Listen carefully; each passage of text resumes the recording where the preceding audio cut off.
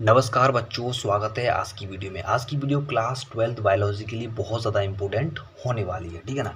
क्योंकि आज की वीडियो में हम जो क्लास 12th बायोलॉजी का चैप्टर है 2, जिसका नाम है पुष्पी पादपों में लैंगिक जनन, इसको पढ़ने वाले हैं, ठीक है ना।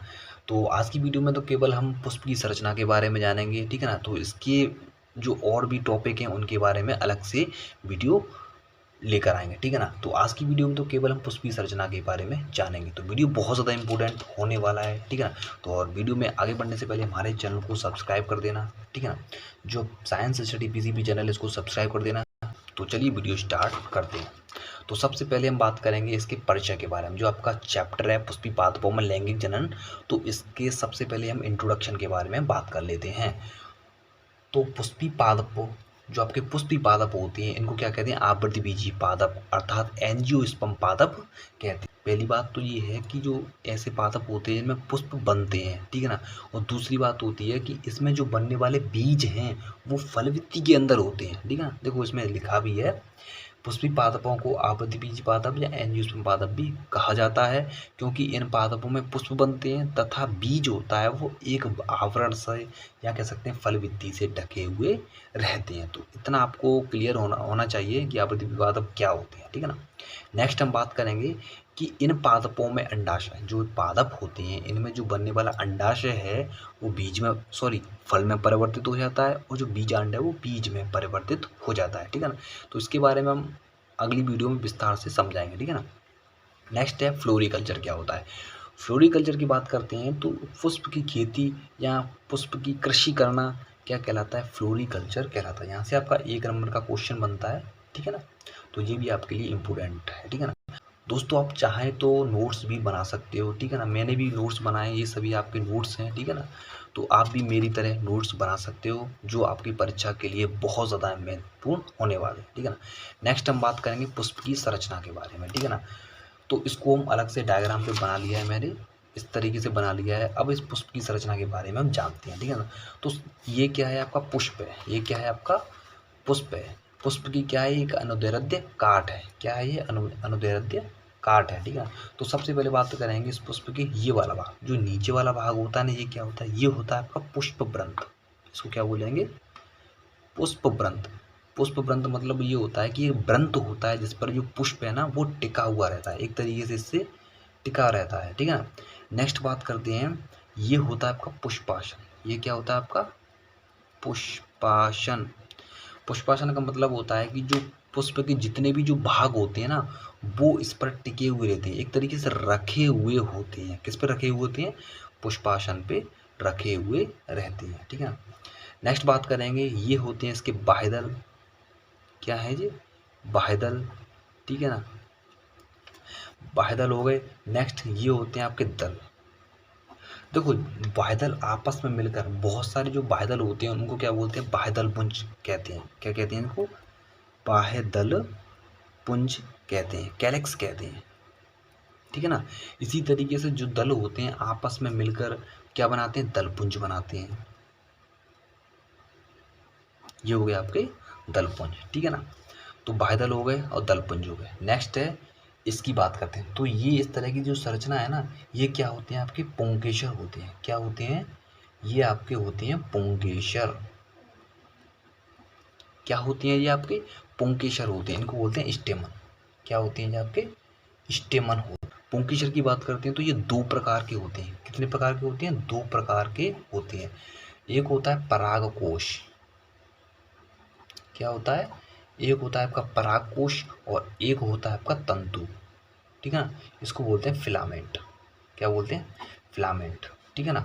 और जो परागकोश है, परागकोश को कहते हैं एंथर। क्या कहते हैं? परागकोश को एंथर कहते हैं, ठीक। तो ये होगी आपके पुंकेसर की बात। नेक्स्ट हम बात करेंगे, तो ये सभी क्या है? आपके पुंकेसर हैं। और पुंकेसर, ये सभी पुंकेसर आपस में मिलकर क्या बनाते हैं? पुमंग बनाते हैं। क्या बनाते हैं? ये आपके पुंकेसर है ना, आपस में मिलकर क्या बनाते हैं? पुमंग बनाते हैं, ठीक है। इनके बारे में हम आगे पढ़ेंगे, ठीक है ना।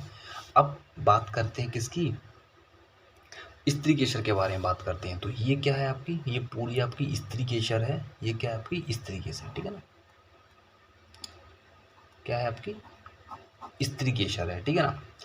तो सबसे पहले इसके बारे में बात करते हैं। तो ये इस तरह की जो संरचना है ये क्या होती है आपकी वर्तिकाग्र, क्या होती है वर्तिकाग्र, और ये होती है आपकी वर्तिका।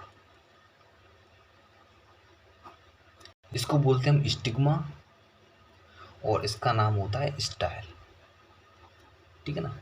और इसका तीसरा भाग होता है जिसका नाम है अंडाशय, इसको इंग्लिश में कहते हैं ओवरी, ठीक है ना। तो जो आपकी स्त्री केशर होती है इसके कितने भाग होते हैं, 3 भाग होते हैं, वर्तिकाग्र, वर्तिका और अंडाशय, ठीक है ना।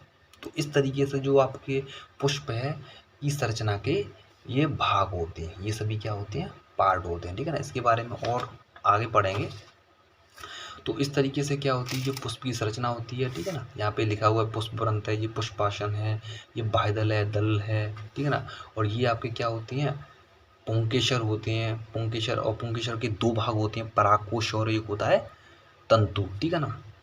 और नेक्स्ट बात करेंगे स्त्री केसर, ये आपका क्या होता है, स्त्री केसर होता है, पिस्टिल होता है, ठीक है। इसके 3 भाग होते हैं, वर्तिकाग्र, वर्तिका और अंडाशय, ठीक है। इस तरीके से ये क्या बनाते हैं, पुष्प की संरचना बनाते हैं। नेक्स्ट बात करेंगे पुष्प के बारे में, हम बात करेंगे। तो पुष्प क्या होता है, पुष्प प्ररोह तंत्र का रूपांतरित भाग है। देखो इस लाइन को समझते हैं, क्या कह रहा है, पुष्प प्ररोह तंत्र का रूपांतरित भाग होते हैं। जैसे मान के चलते कोई बीज है, ये क्या है आपका, कोई बीज है। अब क्या होता है, जैसे ही ये मिट्टी में जाता है, अब मिट्टी में जाएगा तो इसका क्या होगा, जर्मिनेशन होगा। इस तरीके से क्या होगा, इसका जर्मिनेशन होगा, ठीक है ना। तो ये बीज है जब मिट्टी में जाएगा तो इसका क्या होगा, जर्मिनेशन होगा।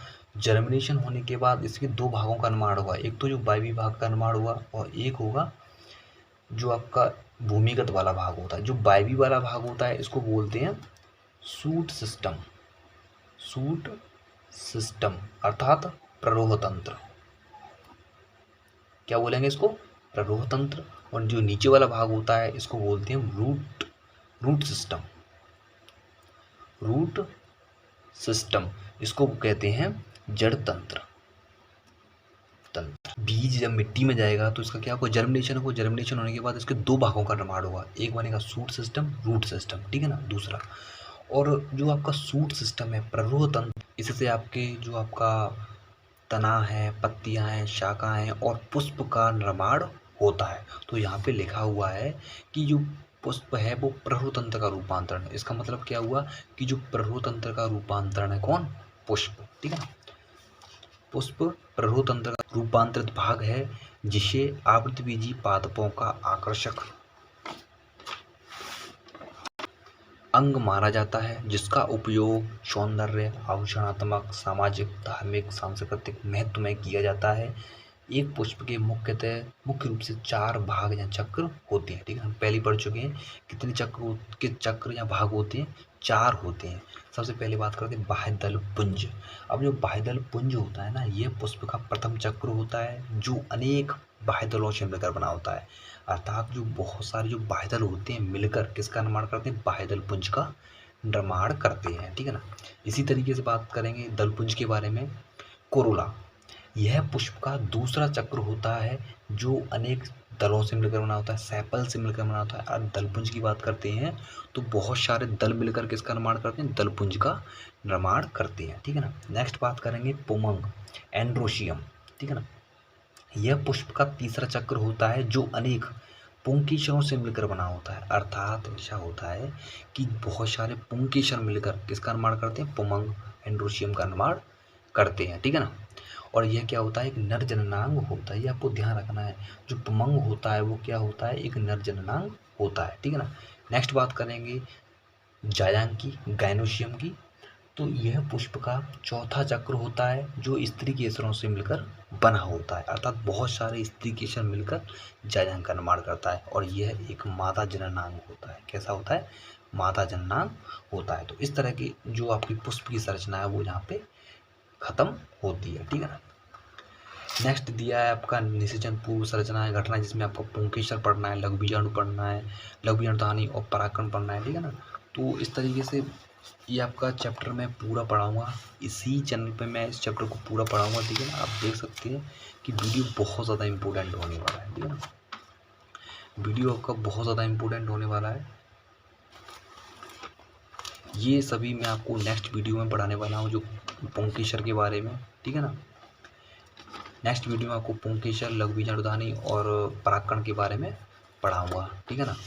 तो आज की वीडियो कैसे लगी आप कमेंट बॉक्स में ज़रूर बताना, ठीक है ना, क्योंकि इस चैप्टर की और भी वीडियोस आने वाली हैं, ठीक है ना। वीडियो आपको अच्छा लगा है तो वीडियो को लाइक करना, ठीक है ना, और हमारे चैनल को सब्सक्राइब करना। जो हमारा साइंस स्टडी पीसीबी चैनल है इसको सब्सक्राइब कर लेना, क्योंकि इस चैनल पर बहुत सारी वीडियोज़ आने वाली हैं, ठीक है ना। तो दोस्तों मिलते हैं किसी नई वीडियो के साथ, तब तक के लिए जय हिंद, जय भारत।